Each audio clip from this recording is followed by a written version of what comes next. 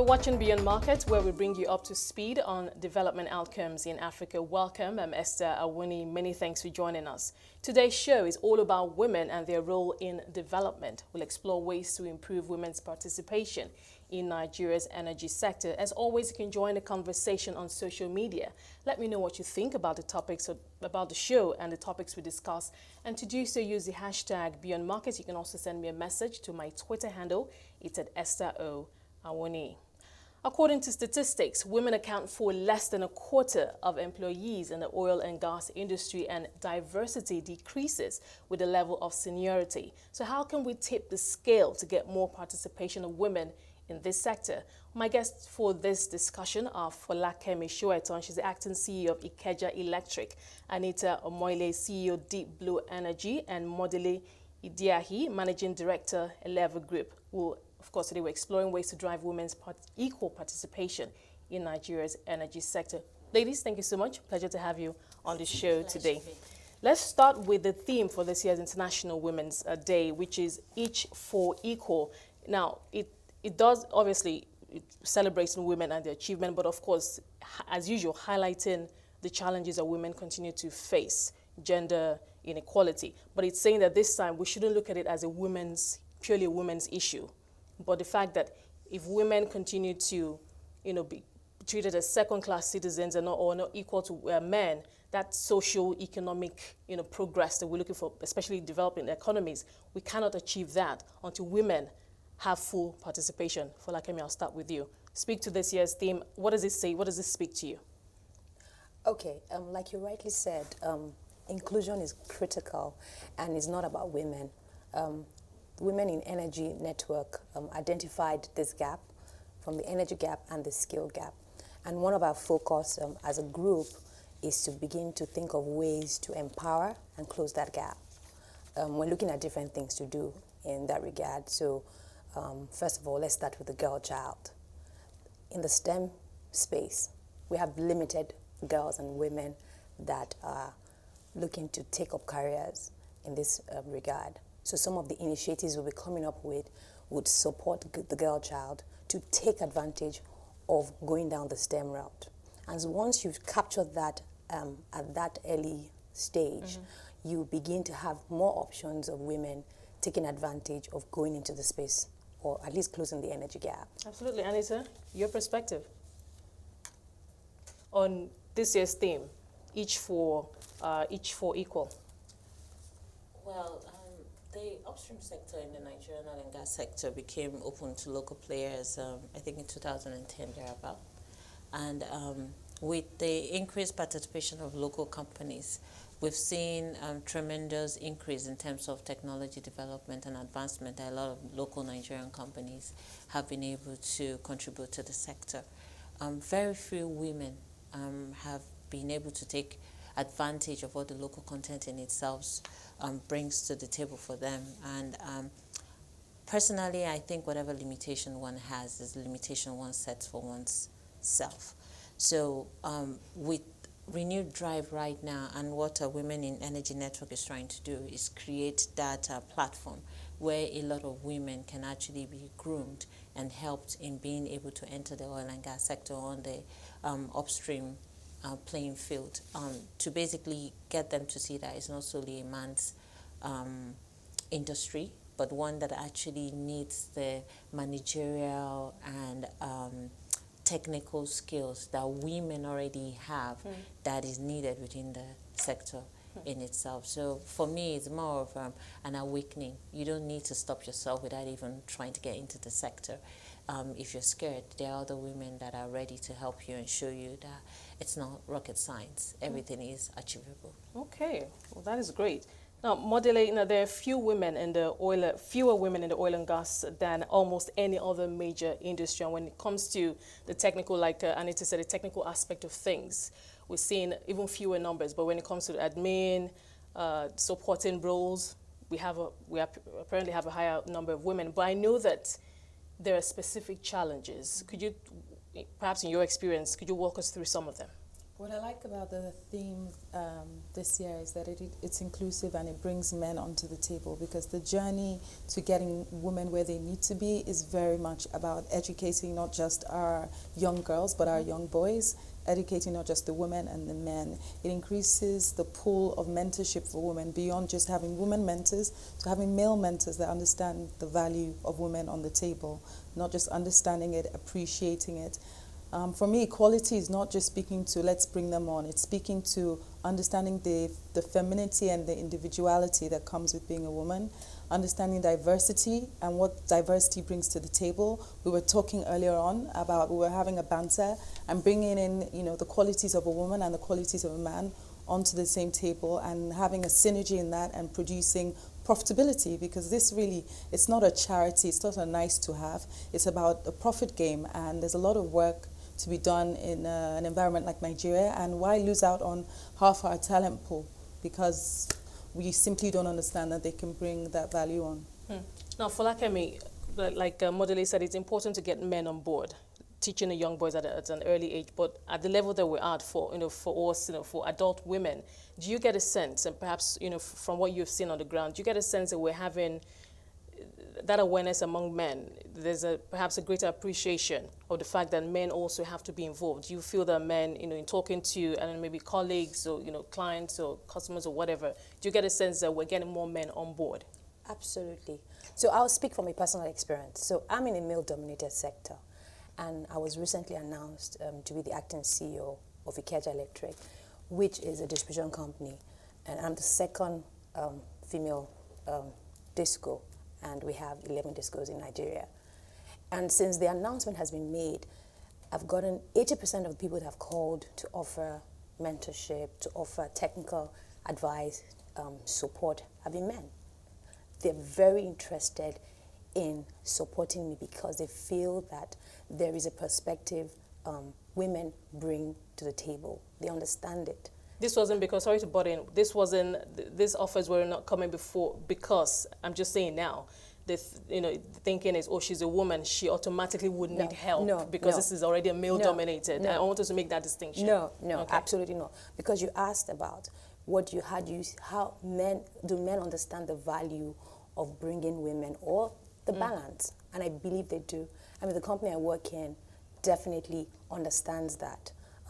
It's not really about being male or female. It's about the person that understands you have the business acumen, you have the leadership skill that is required. And once you display that, because the owners of the business are male, but then at the end of the day, it's about growth. She spoke about profitability. So they're not going to put either a woman or a man. They're going to put a person that they feel has the capacity to deliver in a particular position. So I think that the men are definitely on board. Well, that is good to hear. Yes. Anita, let's talk about, in talking about skills, obviously professional and leadership qualities, training, that is important. Could you just speak to that point? Because when I look at some of the numbers, the growth in women, especially women on board, from 2014 up until now, I looked at some of this, I'm still looking at some of the numbers, and I see a growth of like 2% in 6 years, and I'm wondering, what is the problem? So maybe from a professional and leadership training perspective, where are we failing? I mean, what's the problem? Culturally, we tend to like to be comfortable and stay in places we think we're just comfortable and not want to take risk as women in our country. But for a lot of the men, you see, they're more advanced to taking risk, right? And they would basically pursue careers based on what they truly want to, where they see themselves in future. Whereas for women, we tend to sometimes limit ourselves without even starting off to see where we would get to, because we feel that it's a particular perspective. But like Folake said, the only perspective really is the bottom lines and the figure on whether or not your job and your capability to deliver produces profitability for the shareholders or the owners of the organization that you're working for. So being in someone that has been providing quite a number of technical consultants to quite a number of the IOCs, it's quite interesting that most times when job opportunities come out, you find more men responding that you find women. It's like a mindset where, without even trying, the women already take it that they do not have the ability to do it. It's like, I'm in the oil and gas sector on the upstream, and I am basically in the same field that a lot of men are in terms of the technical services that I provide to the sector. Most women feel that in order for you to be in the sector, you need to be working within a particular skill that has been set for women. But if you go back to the schools and start from even the primary schools, you find more girl child in classrooms than you do, especially in the western part of Nigeria, where I'm from, right? When it now comes down to taking up job opportunities, you wonder what went wrong? Where did all these girls disappear to? You know, quite a number of them were in the sciences, quite a number of them went into universities to study engineering, but they wouldn't be bold enough, I would say, not like, but I think it's mainly because, like what Folake said, no mentors to basically hold them and push them to the right path and see that there's actually space for them on the table.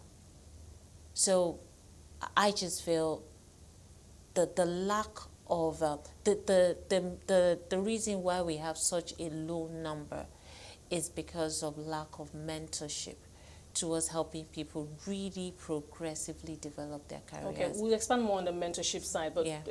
Modele, let me bring you in here. I think we have about 2 minutes left before we go on a break. For this for the gas sector, oil and gas sector, I know that for what we hear is that for the field roles, for the technical roles, that actually provides more career advancement, you know, if you get to go into those sectors, and that's where we see a big lag for women there. But I'm just thinking, is it thought of as because I know it can be sometimes maybe quite rough, tough, and maybe one needs to be rugged, or I don't know. I'm picturing right now. I'm picturing oil rigs and being out in sea and all of that. So I'm just thinking, is that maybe where there's a lack of appeal for women? Obviously, I know there are women who sail and all of that and go on, you know, ships and all of that. I'm just wondering, is that where many women are coming from, just looking at it and saying, no, that's too rough for me, that's too rugged for me? So in both field and corporate, there's a huge potential to get to the top, irrespective of how you start. And women and men both have different strengths in field and in the corporate world. I think when you work on the field, yes, there's a misconception that it's male dominated, but I can tell you, when I go to site, I was with the, what do they call them? The ruler in the land, because you have to speak to the communities. Okay. And he was like, where is the MD of the company? And they brought me out, and he was like, no. He was literally not impressed, so I couldn't tell whether he was offended. But what I'm getting at is, by the end of the 2-hour exercise where we broke cola nuts and we did everything, I had endeared him to the fact that we're doing a project that will help the community. These will be the results. This is how it would spiral. This is how far what he was giving to the community the impact would have on the entire community. And he was sold. He was completely, what he realized is he's solution-driven, I'm solution-driven. So we met there. And I think with every negotiation, every interaction, people will have something they want to take out of it. And I think with women, we're focused on what that person wants to take out of it. We're not distracted by, well, sometimes, I mean, the whole idea of equality is not to say one sex is better than the other, and I definitely agree with that. But I think as women, when we're trained from earlier on, and the idea behind STEM is confidence. So once you have trained, you know, either through programs like STEM programs or trained through the cultural change management of understanding all roles are open to you as a woman, and you grow into that confidence and you meet a paramount ruler somewhere in some remote area in Nigeria, and he's like, you can't possibly be the CEO, and you say, no, here's what we're trying to do, and you take the focus to what you're doing, you bring onto the table what is the talent that a woman has, which is we are emotionally intelligent and we are sensitive to understanding what's going on. Ladies, I must thank you for your time so far. We're going to just wrap up this segment, take a short break, and come back and continue from where we left off. Thank you for your time so far. I've been speaking to Folakemi Soetan, Acting CEO, Ikeja Electric, Anita Omoile, CEO, Deep Blue Energy and Modele, Idiahi, Managing Director, Eleva Group. Today, my guests on the show are Folakemi Soetan, Acting CEO, Ikeja Electric, Anita Omoile, CEO, Deep Blue Energy and Modele Idiahi, Managing Director, Eleva Group. Thank you, ladies, for your time so far. We've talked about a number of some of those barriers, some of those issues, especially within the power utilities and oil and gas sector. And we've talked about professional development. But let's talk about mentoring now. I remember, Anita, I said we were going to expand on that, but Folakemi, let me start with you before I go to Anita. When we talk about mentoring, I hear this every year, every time we celebrate, and not just when we celebrate International Women's, go to conferences, workshops. Women are always talking about the fact that they need to, as perhaps older women, they need to mentor the younger ones if we're going to, begin to bridge that, gender inequality gap. Well, for you, what does mentoring look like for you? What do you see on the ground, and what can we do better? Perhaps maybe move at a faster pace? Okay, so I have a different approach or thoughts towards mentoring. So mentoring is two-way. So usually you assume that when you say mentoring, it's an older, experienced person that's mentoring a younger person. But I work a lot with millennials. And in the space I'm in, the only way we can differentiate the business is by innovation. And the people that are best with innovation and creativity and are nimble are the millennials. So for me, mentoring is not just the experienced older woman or man. Is mentoring also from the millennials that I work with. They actually also mentor me and vice versa. So that's my perspective, and I've really grown for that. So they are leveraging on my experience and they are learning from me. I'm also learning from them. I'm learning about how they think, what makes them tick, how I can use their brain or their ideas to actually capture my target audience, because they know that more than me. So that's my perspective on mentoring. Anita, care to share your experience on mentoring? No, I've heard of peer mentoring, but when you talk about millennials, Folakemi, because millennials can be quite a tricky conversation. Yeah. But I want us to. But let me hear your thoughts, Anita. We'll come back to that. Let me hear your thoughts. Following up from what Folake is saying, true. I think mentoring is more about who has more experience and who knows it better.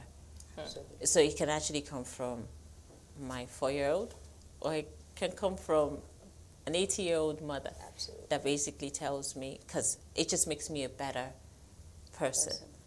So for me, mentoring is just learning from who knows it better, either being a mentor or being a mentee, whichever way works out. So yes, back to your questions on how have I experienced or how have I dealt with them. When I started my career, I actually had quite a number of male mentors. I've been in the industry for about 25 years, thereabout. And it's an industry that's male-dominated.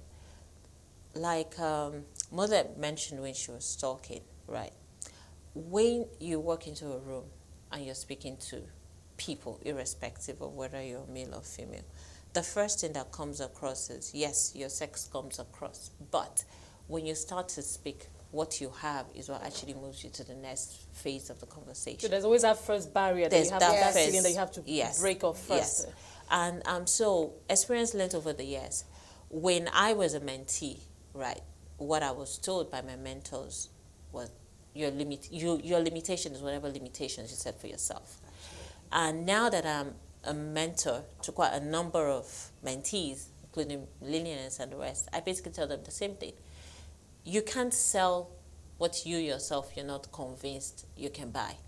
So first stage to mentoring anybody is making them believe in themselves and actually identifying whatever their strengths are. So most of the time when I have discussions with people, my mentees, the first conversation we have is, what makes you happy? What do you really want to do? Then once you're able to cross that barrier, you now get to the phase. And then sometimes when you speak to people, you're able to actually get them to see whether or not the business or the profession they are actually pursuing is what they really want. And because we're in a society where there are certain laid down paths for you to follow, people lose themselves. And because they lose themselves, it becomes very, very difficult for them to succeed in places where originally they would succeed. But when there's an avenue ready to give you that, to hold your hands towards guiding you in the right direction, you will succeed. Yeah. Speaking about, speaking about hand-holding, Modele, let me bring you in here, the Women in Energy Network. We've talked about STEM. And it's quite interesting because the World Economic Forum tells us that none of us in this lifetime are going to witness 100% gender equality. But we can obviously start somewhere, and we'll continue to, be advocates for that. But for where to start and hand-holding the Women in Energy Network, we've talked about, like I said, STEM. At that level of STEM, to what extent are we preparing young women, through the various steps? You get to, from primary school, secondary school, university, and then when they're in that corporate world, not also aiming to become maybe an executive or be on a board, because for the numbers, for the women who are on board, it's very low. So starting from STEM. So the Women in Energy Network, and in general, female engineers in Nigeria are banding together to start a lot of programs locally and internationally, a lot of STEM programs that are starting from ages as young as 3. And the whole idea behind STEM is that things that children are processing on a day-to-day basis, teenagers are analyzing, we are bringing it's the whole idea of STEM is to bring it into a form where you're confident in realizing that there is no such thing as a stupid child. There's no such thing as a girl that can't do that, or that's too girly. So things we've taken for granted, like processes like, I've arranged my Barbie doll in color, chronological order, by age, how they came, by color, what they wear, the fattest. These are all logarithms and the beginning of thinking in a very scientific way. And the whole idea is to start developing that. So you'll have some children that will grow up to be programmers, and girls who are growing up to programmers, all because they were so good at calculating hair bundles or something as mundane as that. And you have another girl who is showing this talent purely by how fast she braids hair. She's fast at some other skill. She's nimble. And it's developing these skills that have been tailored only to the traditional idea of what a woman usually does, and realizing there's actually an engineering or a scientific background behind that skill, and harnessing that. If I could come here, because I wanted to mention the cultural aspect too. Yes. I know that in this part of the world, that's one barrier that we have to, cross. The traditional role of women, the cultural, you talked about, standing in front of a chief, and I was just wondering to myself, did you have to alter your voice? Did you have to come across as tough? Well, initially, this is the thing. Initially, I was a little bit taken aback, and so I was a bit, oh dear, should I have not come here? Should I have sent my deputy? And but as I said, the whole idea of having things like the mentoring that both Folakemi and Anita have spoken of, and the exposure and programs like STEM, which you've done along your career, is that it prepares you for that day, and you realize that the focus that day is not on how overwhelmed he is by seeing me, but it's about what did I come here to do with him. Absolutely. And then you get straight to that point, and you do it as, if you want to do it glamorously and fabulously because you're a woman, do it that way. It's not about diminishing who you are. Well, I'm going to bring you in here. As acting CEO of Ikeja Electric, I imagine obviously you meet people who are meeting you for the first time in your capacity. And I've heard many times, within a corporate world, women saying they have to prove themselves over and over again. Is this something that you're experiencing? Is it a myth? Has it been over-exaggerated? Well, I wouldn't say it's a myth. But I'll just talk about my own personal experience. So because I've been 5 years in the power space, I was in commercial and then moved into the CEO role. So whatever confidence issues or doubt or trust that either my colleagues or people in the sector have, it's been proven by the results. So the results are spoken. So reduction of or improving the performance of the business over the 4-year period where I was in the CCO and CEO role has shown. So even with this acting CEO role, I'm not uncomfortable. In fact, I want to learn from them. I'm telling them, I don't know this. How can you help me? And there's mutual respect because the numbers are spoken. So I really agree with Anita. It's about us, the women as well, understanding what we bring to the table, being confident and comfortable with ourselves. We over-prepare. We overanalyze things. We feel we're not good enough, even though we're not there. Men don't think that way. So it's us. So mental barriers have to be broken down. Absolutely. So I don't really need to prove myself. I'm comfortable in my skin. I know who I am. I'm authentic. But the thing is that, Anita, not many women can say that or actually feel that in real life, if we're going to be honest with ourselves. But I mean, it's good to see that we can actually live in a world where, you know, merit will come before, you know, whatever your gender is. Could you speak to that point? So you know what, sometimes, I think it was sometime in 2006 thereabout, a friend of mine started off a Vision 2020 STEM development, Dr. Lala Amao. And I remember she invited me for one of the programs, basically to speak to the younger, most of them were in GSS, trying to get into sciences. And I got up and I was basically talking to these kids, you know, your limitation. And I was basically telling them that about globalization, that right now the competition is no more just Hakim or Ibrahim by your side. The competition is global. It means that, this was in 2006, by the way, I was saying, if we're saying 2020, where will we be? We're basically saying that in 2020, Ibrahim and Kechi and whoever can be in Lagos and they'll be competing with a child that is in China or in the US or thereabouts and co.